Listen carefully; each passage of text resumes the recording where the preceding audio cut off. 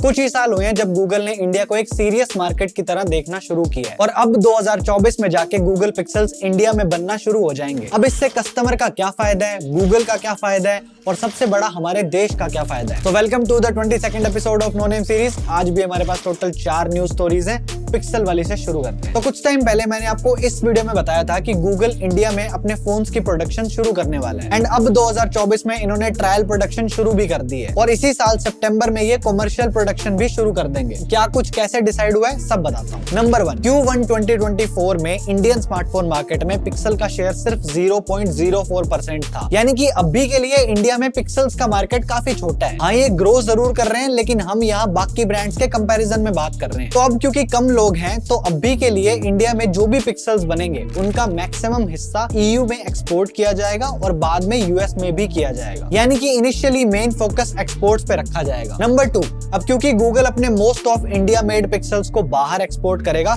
तो उन्हें PLI scheme का बेनिफिट भी मिलेगा, क्योंकि अगर आप इंडिया में चीजें बना के बाहर एक्सपोर्ट करते हो तो गवर्नमेंट आपको इंसेंटिव देती है। नंबर 3, इन्होंने बेस वेरिएंट्स की प्रोडक्शन के लिए इंडिया की ही कंपनी डिक्सन टेक्नोलॉजीज को चुना है और प्रो मॉडल्स ये लोग फॉक्सकॉन से बनवाएंगे जो कि आईफोन्स भी बनाता है। और फॉक्सकॉन से रिलेटेड भी आज हमारे पास एक डिस्टर्बिंग सी स्टोरी है जिसकी हम आगे बात करेंगे। नंबर 4, अब क्योंकि फोन्स लोकली बन रहे हैं तो ये गूगल को थोड़ा फ्रीडम देगा कि वो प्राइसेस को थोड़ा कम कर सके, जिससे कि अपने मार्केट शेयर को थोड़ा इंक्रीज कर पाएंगे। लेकिन मैं सही बताऊं तो मुझे प्राइसेस कम होते नजर आ नहीं रहे, क्योंकि सोचा तो हमने एप्पल का भी था कि जब आईफोन्स इंडिया में बनेंगे तो उनके प्राइसेस कम हो जाएंगे, बट ऐसा कुछ हुआ नहीं। तो वी कांट से कि यहाँ पिक्सल के बनने से एंड यूजर को कितना फायदा होगा। अब गूगल से ही रिलेटेड एक न्यूज और भी है। अभी 13 अगस्त को गूगल अपनी पिक्सल 9 सीरीज लॉन्च करने वाला है, यानी कि करीब 1 महीना पड़ा है। लेकिन अल्जीरिया में कोई बंदा है जिसके पास पूरा फोन अवेलेबल है। ये नया वाला पिंक कलर है जो अभी पिक्सल 9 में आएगा। फ्लैट एजेस दिख रहे हैं और कैमरा मॉड्यूल को अब बॉडी से अलग कर दिया है और शायद से इसमें एक अल्ट्रासोनिक फिंगरप्रिंट सेंसर भी लगा होगा। अब देखो, ये तो डिजाइन लीक्स हैं,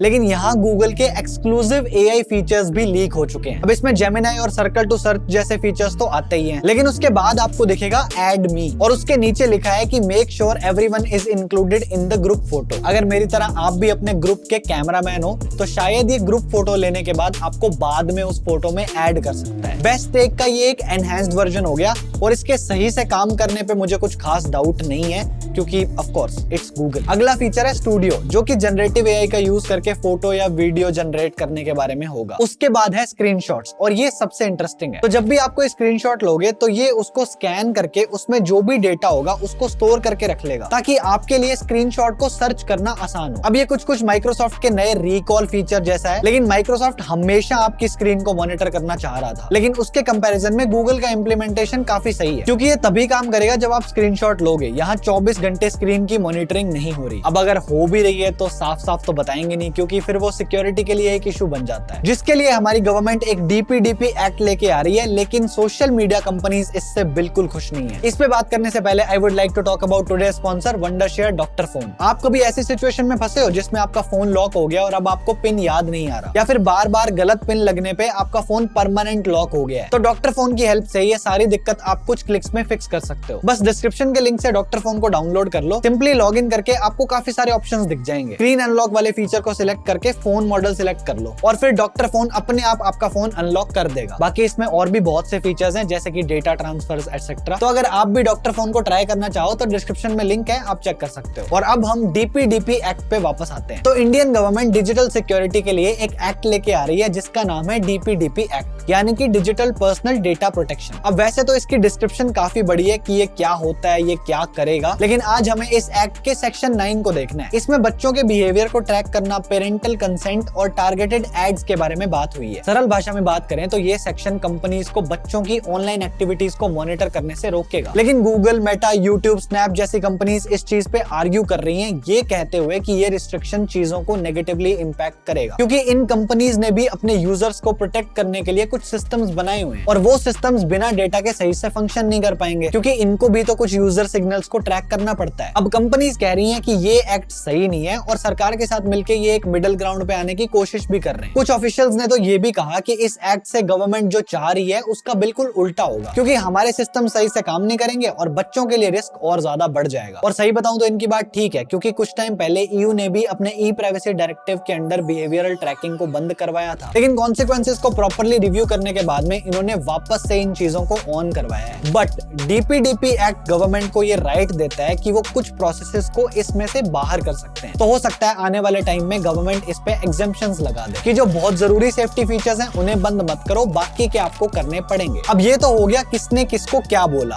अब हम सिचुएशन की थोड़ी प्रैक्टिकल साइड देखते हैं। देखो, अगर ऐसा हो जाता है तो इसमें दिक्कत ये आती है कि बिना ट्रैकिंग के बच्चों को अनअप्रोप्रिएट एड्स दिखाई जा सकती हैं, तो शायद उन्हें अभी नहीं देखनी चाहिए। और आइडिया तो अच्छा है, इनफैक्ट ट्रैकिंग तो किसी की भी नहीं होनी चाहिए, लेकिन इंटरनेट की दुनिया का ये सत्य है कि ट्रैकिंग तो होगी, उससे हम नहीं बच सकते। और यहाँ दोनों ही पार्टीज अपनी अपनी जगह बिल्कुल ठीक बोल रही हैं, लेकिन कंपनीज को डेटा अपने फायदे के लिए भी तो चाहिए, नहीं तो उनका धंधा कैसे चलेगा। तो जब भी इस सिचुएशन में कोई प्रोग्रेस होगी तो आने वाले एपिसोड्स में मैं आपको अपडेट कर दूंगा। फिलहाल एक बहुत सीरियस इशू की बात करते हैं। एक तरफ जहां हम वुमेन एम्पावरमेंट की बात करते हैं, वहीं दूसरी तरफ बड़ी बड़ी ऑर्गेनाइजेशंस वुमेन को लेकर डिस्क्रिमिनेशन कर रही है। मैं यहाँ बात कर रहा हूँ एप्पल और फॉक्सकॉन की। पूरी कहानी बताता हूँ। तो कुछ दिन पहले रॉयटर्स ने एक रिपोर्ट छापी थी जिसमें लिखा था कि फॉक्सकॉन अपने चेन्नई वाले आईफोन प्लांट में मैरिड वुमेन को हायर नहीं कर रहा, क्योंकि उनके पास फैमिली ड्यूटीज होती हैं, या प्रेगनेंसी एक रीजन होता है, या फिर वो बाकी एम्प्लॉयज के कंपैरिजन में ज्यादा एब्सेंट रहती हैं। और एक रीजन तो इनका निहायती स्टूपिड था। ये कहते हैं कि मैरिड हिंदू वुमेन क्योंकि ज्वेलरी पहनती है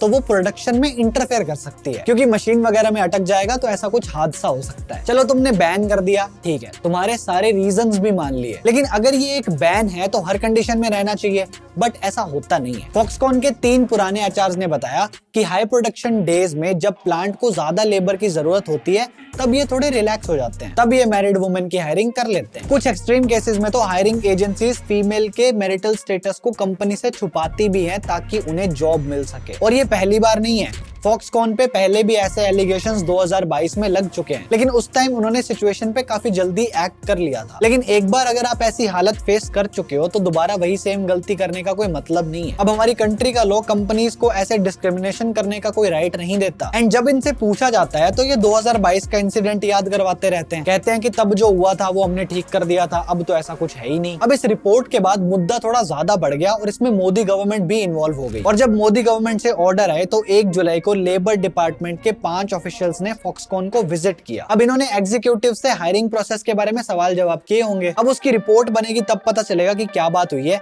लेकिन फॉक्सकॉन ने यही बोला है कि कोई डिस्क्रिमिनेशन नहीं हो रहा। एंड फॉक्सकॉन ने तो नंबर्स भी दिखाए हैं कि देखो, हमारी फैक्ट्री में 41,281 लोग काम करते हैं और उसमें से 33,360 विमेन है एंड इनमें से 2750 मैरिड वुमेन। अब इनमें से 40 मैरिड वुमेन का ऑफिशियल्स ने इंटरव्यू भी लिया, लेकिन वो कह रही हैं हमारे साथ तो कोई डिस्क्रिमिनेशन नहीं हो रहा। अब हो सकता है कि ये बात 100% सच ना हो, क्योंकि फॉक्सकॉन ने ये स्पेसिफाई नहीं किया कि ये 2750 मैरिड वुमेन फैक्ट्री के कौन से डिपार्टमेंट में जॉब करती हैं, क्योंकि रॉयटर्स की इन्वेस्टिगेशन तो ये बताती है कि कंपनी असेंबली जॉब्स में डिस्क्रिमिनेशन करती है। हो सकता है फैक्ट्री के बाकी एरियाज में ना करती हो। तो ये सारी एलिगेशंस इन पे लगी है और स्टोरी में आगे क्या होगा वो बाद में देखेंगे। अब हर बार एप्पल की कुछ ना कुछ न्यूज तो होती है, तो मैंने इसका एक प्रॉपर सेक्शन बना दिया है। सो पहली एप्पल न्यूज है आईफोन 16 से रिलेटेड और ये थोड़ी बड़ी खबर है। तो देखो, मैंने आपको काफी बार कहा है और आप खुद भी जानते हो कि एप्पल अपने लिए हुए फैसले वापस नहीं लेता। अगर एक बार डब्बे से चार्जर हट गया तो चाहे कोई कितना भी चिल्ला ले, रो ले, लेकिन डब्बे में चार्जर वापस नहीं जाएगा। और हमने तो बायोनिक चिप्स के बारे में भी यही सोचा था कि बेस मॉडल में हर साल पिछले साल वाली बायोनिक चिप ही डाली जाएगी, लेकिन शायद इस बार एप्पल अपना फैसला बदलने जा रहा है। एप्पल के बैकएंड कोड में 4 नए आईफोन्स का जिक्र हुआ है और चारों में सेम चिपसेट दिख रही है। यानी कि अगर ये सच हुआ तो आईफोन 16 के पूरे लाइनअप में A18 बायोनिक चिपसेट देखने को मिलेगा। और ये चीज एप्पल की स्ट्रेटजी से बहुत डिफरेंट जा रही है, क्योंकि जनरली हर साल एप्पल प्रो और नॉन प्रो का गैप बढ़ाता ही है, लेकिन इस बार ये हो रहा है एप्पल इंटेलिजेंस के लिए, क्योंकि उसके अलावा मुझे तो और कोई रीजन नजर नहीं आ रहा। बाकी सितंबर में पता चल जाएगा। दूसरी एप्पल न्यूज है एपिक गेम्स के बारे में। अगर आप थोड़े टाइम से एनएनएस को फॉलो कर रहे हो तो आपको पता होगा कि EU, एप्पल, एपिक गेम्स का आपस में क्या चल रहा है। थोड़ा रिकैप दूं तो EU ने एप्पल को फोर्स कर दिया था कि उन्हें दूसरे ऐप स्टोर्स को अपने ऐप स्टोर पे लिस्ट करना पड़ेगा, यानी कि एपिक गेम स्टोर की ऐप भी आईफोन में अवेलेबल होनी चाहिए। पहले एप्पल ने मना कर दिया, ये कहते हुए कि एपिक गेम स्टोर में जो बटन है वो iOS के ऐप स्टोर जैसे दिख रहे हैं। कोई रीजन ना मिले तो अपने कान से खींच के निकाल लो। फिर EU ने कहा ज्यादा दिमाग खराब मत करो, चुपचाप ऐप को अलाउ कर दो, और एप्पल ने कहा ठीक है भाई कर लो। तो अब क्या एपिक गेम्स फोर्टनाइट को वापस लाके अपना खोया हुआ मार्केट शेयर वापस ले पाएगी? ये तो टाइम ही बताएगा। लेकिन एक कंपनी है जो 213% की ग्रोथ करके अपने खोए हुए मार्केट शेयर को बहुत अच्छे से वापस ले रही है। पूरी स्टोरी आप यहाँ क्लिक करके देख सकते हो। बाकी ठीक है, फिर this is it from my side. Thank you so much for watching. I am Devanshu and I am on leave till the next one. Bye bye.